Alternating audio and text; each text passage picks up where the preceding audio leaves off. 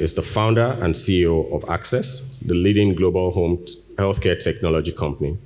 He leads the strategic vision and direction of the Dallas, Texas-based company, which has locations around the world, including Lagos, Nigeria.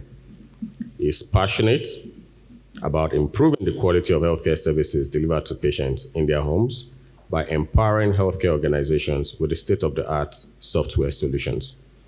Since Olajide founded Axxess in 2007, the company has grown rapidly, and toward today, more than 8,000 organizations, 7 million of patients worldwide have used Axxess software and services to make care in the homes easy and makes lives better.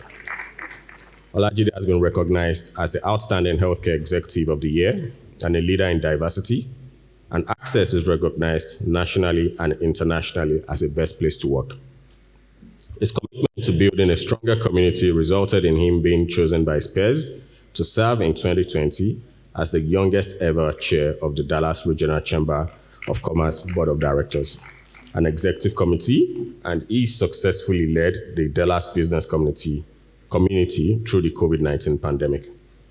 He currently serves on the board of the Dallas Citizens Council, where he works with other leaders to provide guidance on the policy issues that will move the region forward. In 2016, Olajide was recognized as the youngest ever distinguished alumnus of the University of Texas, Dallas. He has endowed the largest scholarship fund for the engineering school for computer science students. He is currently chairing the $1 billion fundraising campaign for the university. As he has risen to a prominent position, he has always been committed to Africa's prosperity as well. Having established himself as a leader in the most prosperous business community in the United States, he has focused even more attention on ways to make a difference in his home country, here in Nigeria, and other areas of the continent. While recently delivering the keynote convocation address at Babcock University, Olajide reaffirmed his commitment to promoting an inclusive economic environment that provides and promotes opportunities for growth and job creation across the African continent. Beyond numerous philanthropic contributions, Olajide has established Cavista, a global technology company with operations in North America, Asia, Europe, and with African operations in Lagos, Nigeria. This already employs close to 300 software engineers as it focuses on helping to train and develop young talent to solve complex challenges in the Nigerian technology space, while also creating jobs and opportunities for development and growth. He recently made a multi-billion-dollar investment to support Agbeyewa farms and agricultural projects here in Ekiti State that looks to create tens of thousands of jobs. Olajide believes strongly in community engagement and invests actively to ensure that the local communities benefit through educational, health, transportation, and other infrastructural schemes.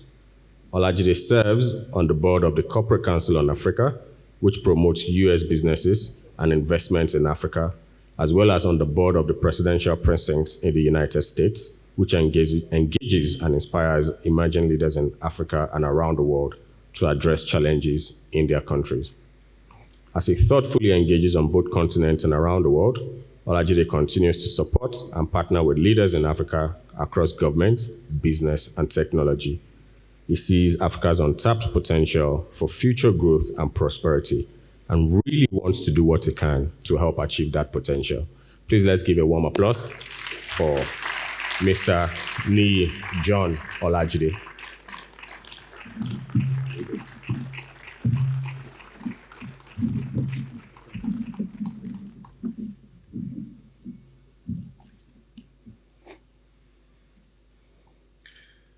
Thank you, Dr. Filani, for the kind introduction. I really, really appreciate it. Good morning, good afternoon, everyone.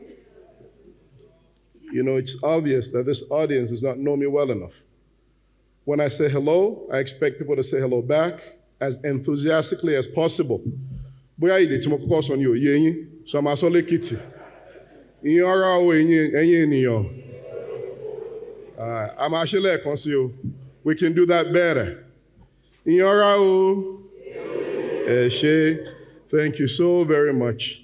please allow me to stand on existing protocol that's already been established.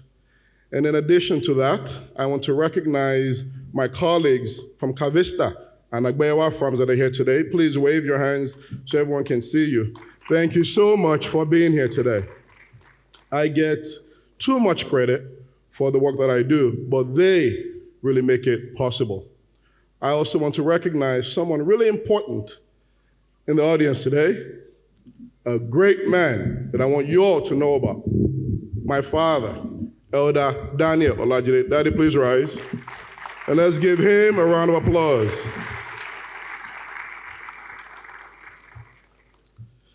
It gives me great pleasure to be granted this esteemed platform to say a few words of goodwill and to share some thoughts about what I believe the future holds for our dear homeland, Ekiti State, especially after this season of transition. My message today is rather simple. To win the future, it's time for all of us to act. A-C-T, act. A for accountability and action, C for commitment, and T for teamwork. Before I proceed, I will share a bit about my background. My name is John Olajide, a proud son of Ekiti.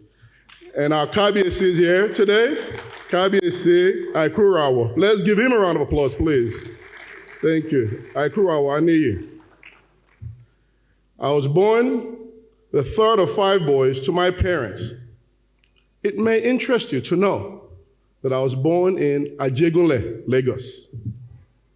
I want to say that again. I was born in Ajegunle, in Lagos. I grew up and had my primary and secondary education in Nigeria before going abroad for my further studies. I grew up in a Nigeria where it was ideal for every child to have a qualitative education in public schools, regardless of the economic circumstances of their families, where every child could aspire to a brighter future, given the chance to fully express their God-given abilities in life. I say very often, it is a solid foundation in character and learning that I got from my family, and as a proud Nigerian, that accounts for the modest achievements I have attained so far in life. That, in addition, of course, to the fact that I'm a very proud Ekiti man. A very proud one. My parents did not get more than a primary 6 education. Both my parents, they did not have the opportunity to. But they were very, very educated. And they placed a high premium on their children excelling in school and being morally upright. Indeed, from very early in my life, my being Ekiti became my very essence and shaped my worldview. I take Ekiti with me everywhere that I go. I internalized the pristine Ekiti values that have guided me in my life and career so far, and they are selfless service, collaboration, hard work, excellence, and integrity. To further buttress my point about how highly Ekiti's value education and how teachers are revered, I may borrow from the speech so eloquently delivered by a renowned Ekiti poet, Professor Niyo Shunari, at the inauguration of Governor Fayemi about this time 4 years ago. In his speech, he rendered an old Ekiti song, and I will sing. So if you know the song, you can sing along with me. Elu o e, elu ao, elu o e, elu ao. Kukubati mo ti pomo mi, lulo oko o mo ti ya pe tan. Ijo mo je o mo ti ya pe tan. Ijo mo mu o mo ti ya. Are you going to finish that for me? Mo ti ya se eye ologun ti sha o. For those of you that don't know what that means, it means if my children do not pass before their time, I will live one day to tell the story of when I had enough to eat. And I'll live to tell the story of when I had enough to eat. And I'll be the proud mom, the proud parent of a gallant teacher. That's what that is. As Professor Shunari noted, the significance is a song of the singer's aspiration to become a Yetisha, the teacher's mother. That indicates the high esteem in which the teacher was held in those days. The teacher's role and impact went beyond the classroom by virtue of his or her learning and education. The teacher was regarded, among other things, as an embodiment of enlightenment, a community leader, a consultant on many matters, and a disciplinarian of the community's wayward children. We have a lot of those in some of our communities, right? That was the high premium we place on education and those responsible for educating the future generations. So for me, there is no doubt, no debate about the most pressing imperatives that our good country must address to win the future: education and the restoration of our values. In this regard, I thank His Excellency, Governor Kayode Fayemi, for taking action and being accountable to prioritize these issues during your tenure and for all you accomplished, including especially the recent announcement by UNICEF that Ekiti State has the second lowest rate of out-of-school children in Nigeria. Let's give our governor a round of applause.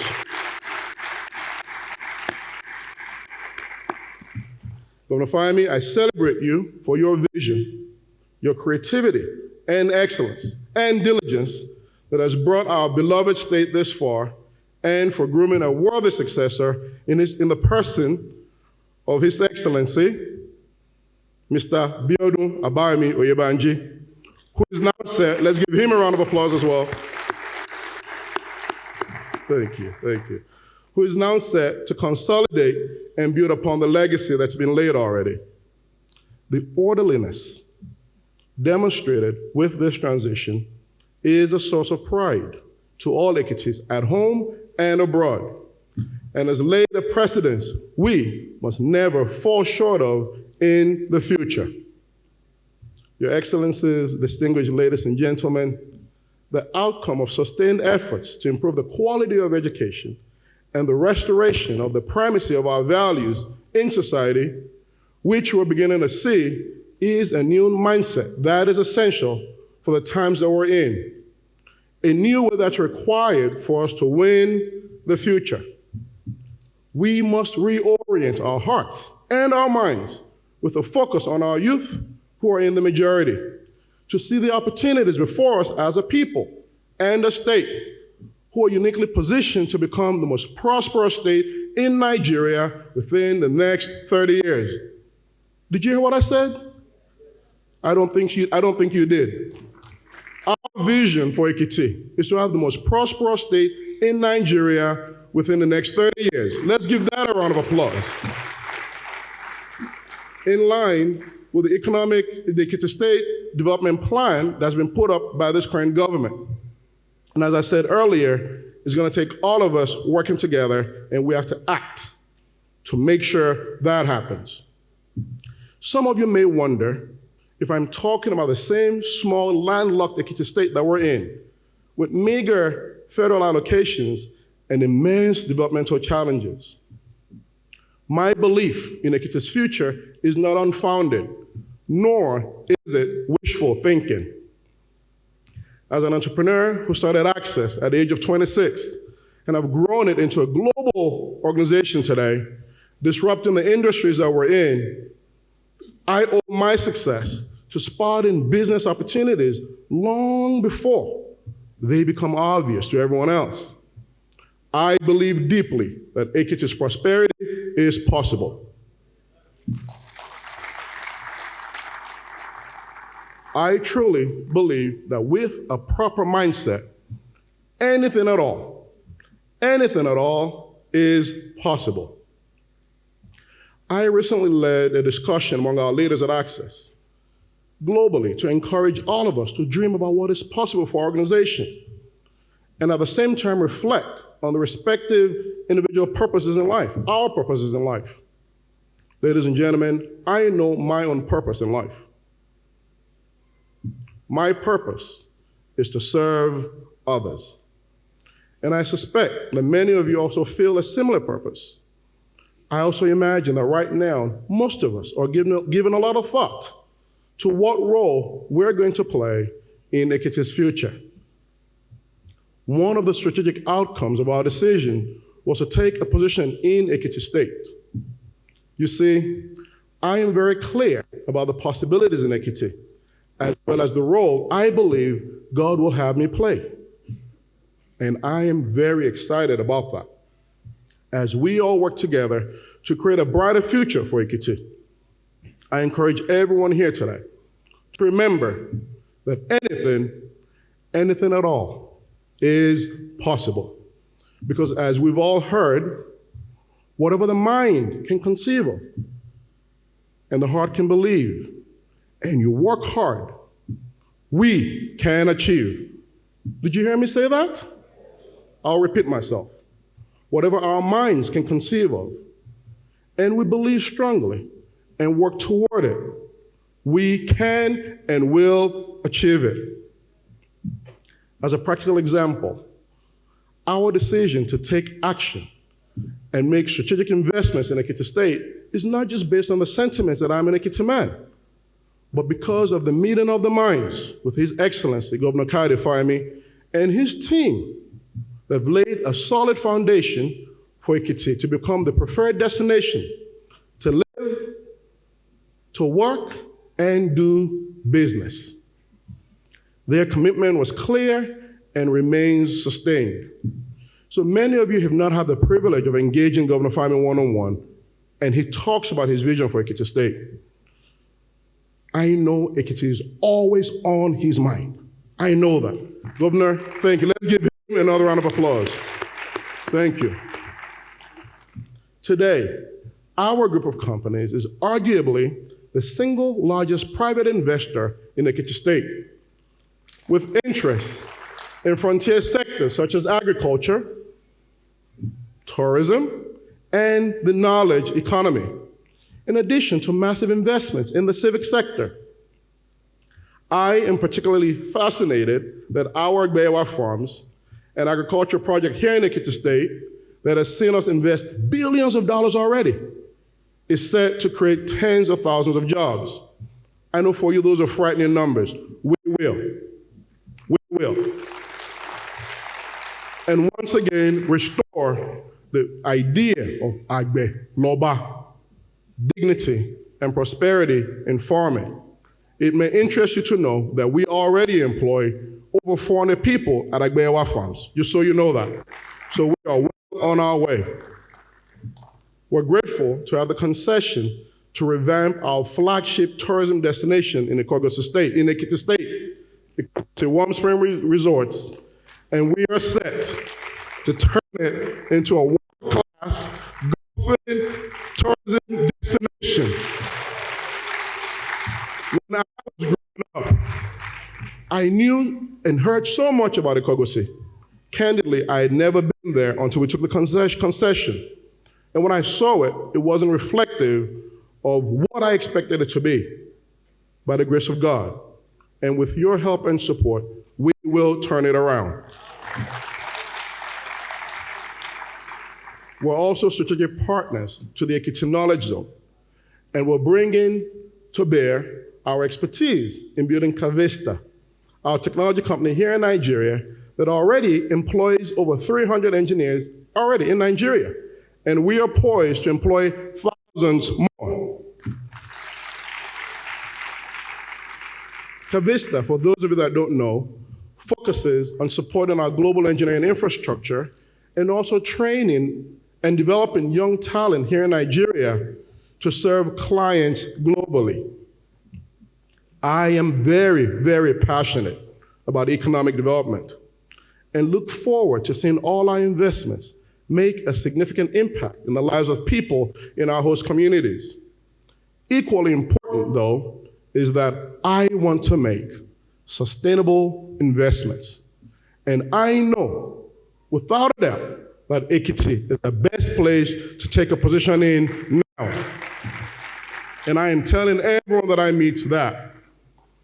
I must also mention that I've clarified 3 goals, 3 priorities for me being in Ekiti. Number 1 is to create jobs for people. Number 2 is to create more jobs for people. And I'm sure you can guess what number 3 is. What is it?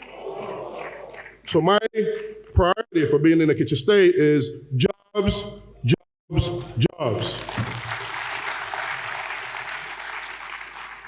I am in Ekiti to demonstrate that peace and prosperity is possible when we create jobs and broaden the range of economic opportunities available to our young people to live full and productive lives. It all started with me and my team observing the integrated approach to the Fayemi administration's investments in infrastructure across the state, strategically aimed at positioning us to leverage 2 areas of our strongest competitive advantage: agriculture and the knowledge economy. We produce more PhDs than any other state in Nigeria. It's an incredible resource. When the Fayemi administration commenced the airport and the Ekiti Knowledge Zone projects, I knew without a doubt that it was time. Their actions were clear and their commitment consistent. I still get the sense that many of us do not fully understand the game changers these 2 projects are for us as a state and the emerging vista of opportunities that are unfolding before our eyes. While many of us may not understand how powerful this sense of direction is, I do. You see, I'll tell you why. I was privileged to have had a front row seat observing how a subnational jurisdiction like Ekiti State leapfrogged within a very short period of time.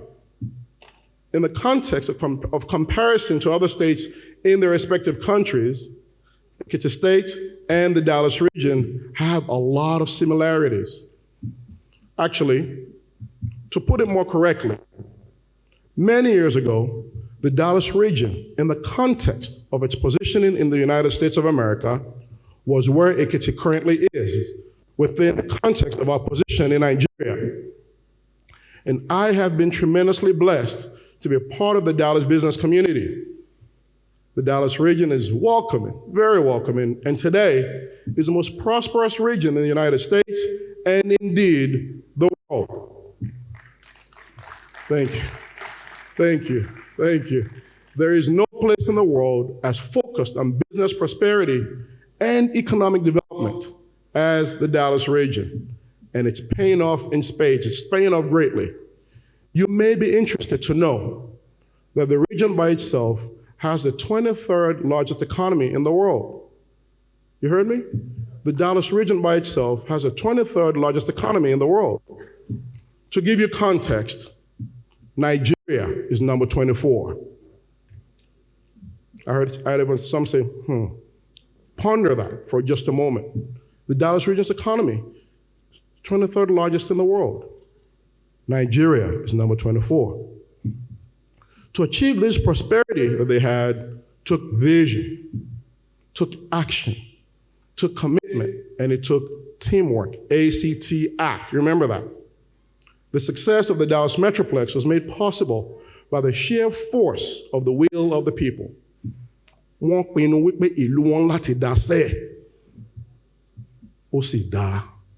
Did you hear me? Enough is enough. Meaning the result, for those of you there, the result that their region must be successful, and they achieved that.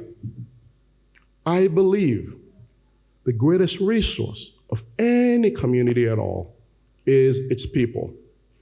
And God, in His infinite wisdom, has blessed Ekiti with the best and the brightest minds in this nation. It is our time. Like Ekiti, Dallas is landlocked, and it's very much in the middle of the country. The Dallas-Fort Worth International Airport was a major game changer in attracting business, world-class companies, and tourism to the region. This opportunity is now available in Ekiti State with the Ekiti State Agro-Allied Airport.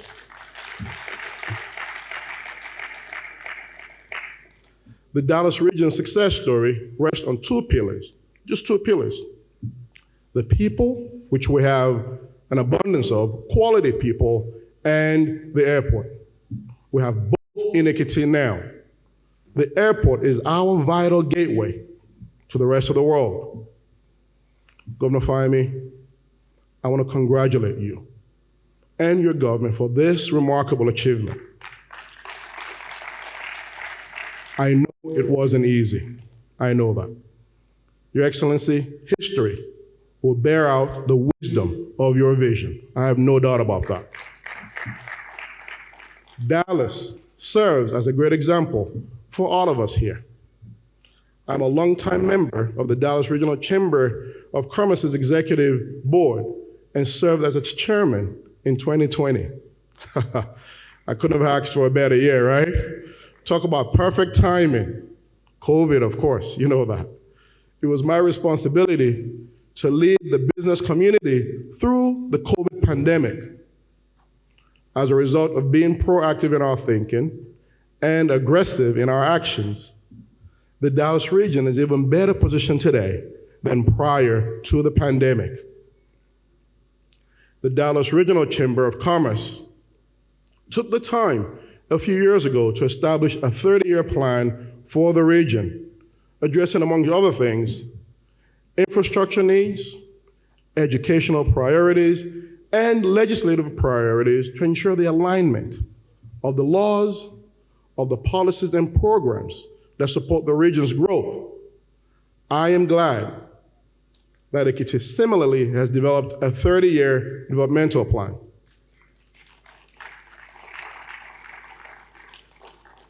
The Dallas region understands the incredible value of compounding on its continuing success.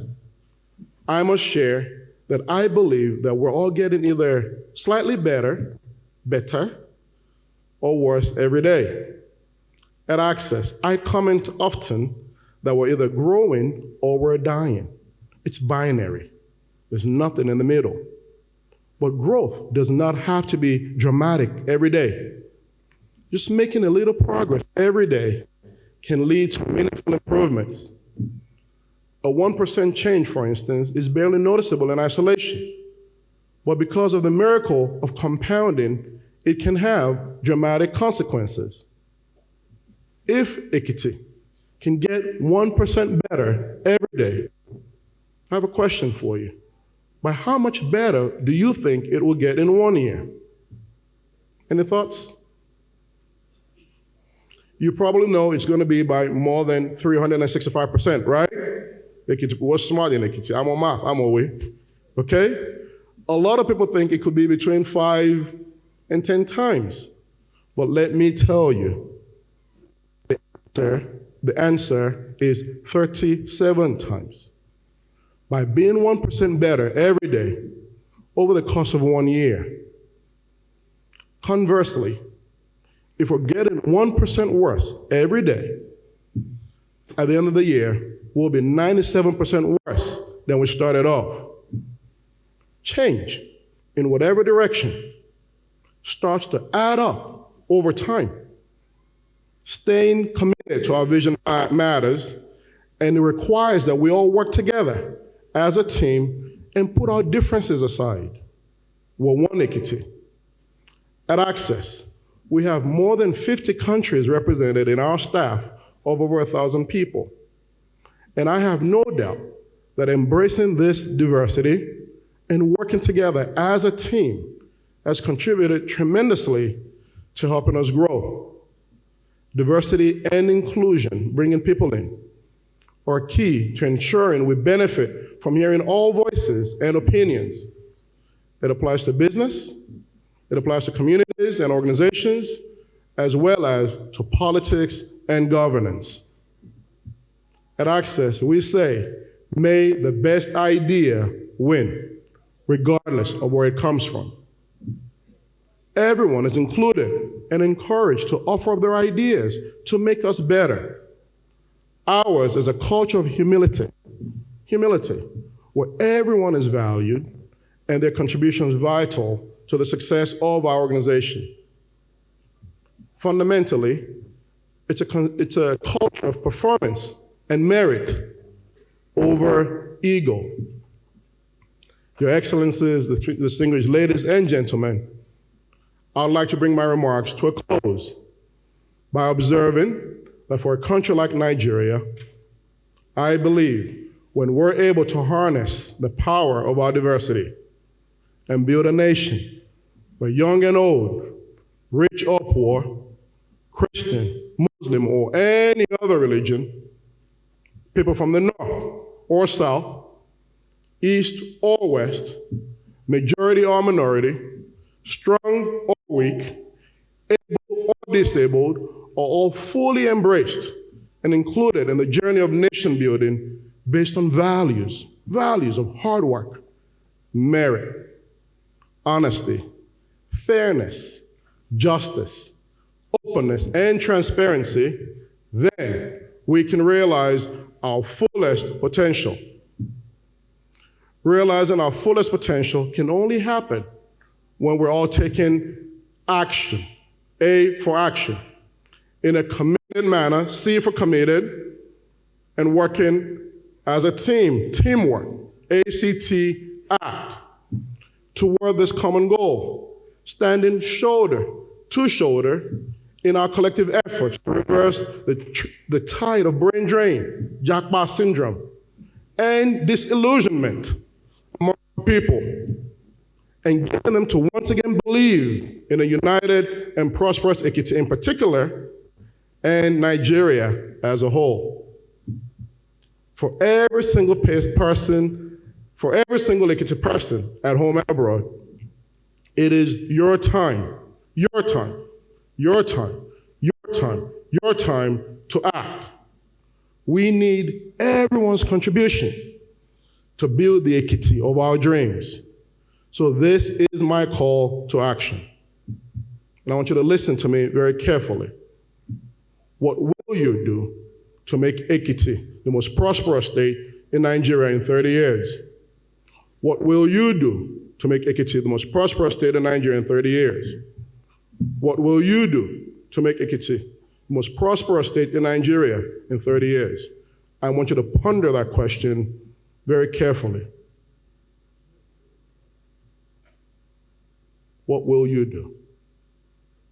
And more broadly, what will you do for your country to help it attain its pride of place in the community of nations and leave it a better place for generations to come? What will you do to be a good ancestor to folks that are coming behind you?